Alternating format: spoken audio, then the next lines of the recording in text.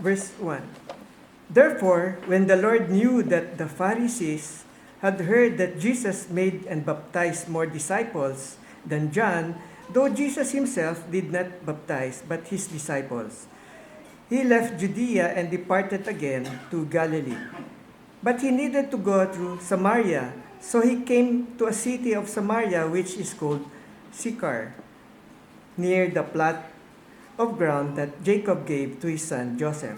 Now Jacob's well was there. Jesus therefore, being wearied from his journey, sat thus by the well. It was about the 6th hour.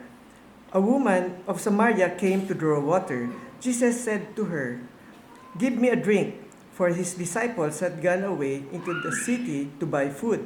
Then the woman of Samaria said to him, "How is it that you, being a Jew, ask a drink from me, a Samaritan woman? For Jews have no dealings with Samaritans." Jesus answered and said to her, "If you knew the gift of God, and who it is who says to you, 'Give me a drink,' and you would have asked him, and he would have given you living water." The woman said to him, "Sir, you have nothing to draw with, and the well is deep. Where then do you get that living water? Are you greater than our father Jacob, who gave us the well, and drank from it himself as well as his son and his livestock?" Jesus answered and said to her, "Whoever drinks of this water will thirst again, but whoever drinks of the water that I shall give him will never thirst, but the water that I have given him will become in him a fountain of water springing up into everlasting life." The woman said to him, "Sir, give me this water that I may not thirst, nor come here to draw." Jesus said to her, "Go call your husband and come here." The woman answered and said, "I have no husband." Jesus said to her, "You have well said, 'I have no husband,' for you have had 5 husbands, and the one whom you now have is not your husband. In that you spoke truly." The woman said to him, "Sir, I perceive that you are a prophet. Our fathers worship on this mountain, and you Jews say that in Jerusalem is a place where you ought to worship." Jesus said to her, "Woman, believe me, the hour is coming when you will neither on this mountain nor in Jerusalem worship the Father. You worship that what you do not know. We know that what we worship, for salvation is of the Jews. But the hour is coming, and now is, when the true worshiper will worship the Father in spirit and truth, for the Father is seeking such to worship him. God is spirit, and those who worship him must worship in spirit and truth."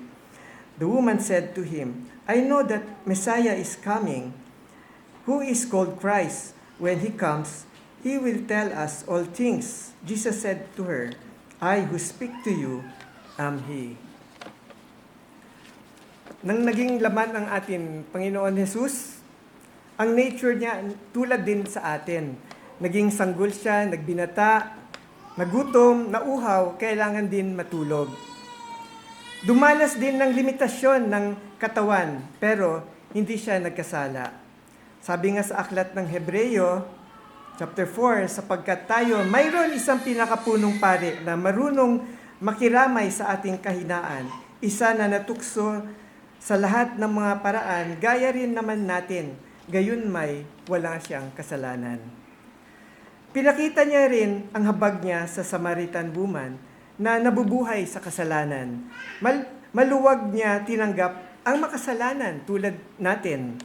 Sa verse 14, "Subalit ang sinumang uminom ng tubig ng aking ibibigay ay hindi na mauuhaw magpakailanman." At sa Hebreo, may kasiyahan talaga ang kasalanan, pero ito ay pansamantala lamang. Mauuhaw at mauuhaw pa rin tayo hanggang hindi tayo lumapit sa ating Panginoon. Siya lang ang tunay na makakabigay ng matatag at walang hanggang kaligayahan. Sa atin nakakilala sa Kanya, mapalad din tayo dahil kahit may inaalis siya sa ating buhay na hindi naman kasalanan, tinuturuan din niya tayo na huwag umasa sa mundong ito dahil may darating na mundo. Sabi nga sa hymn, solid joy and lasting treasure, none but Zion children know.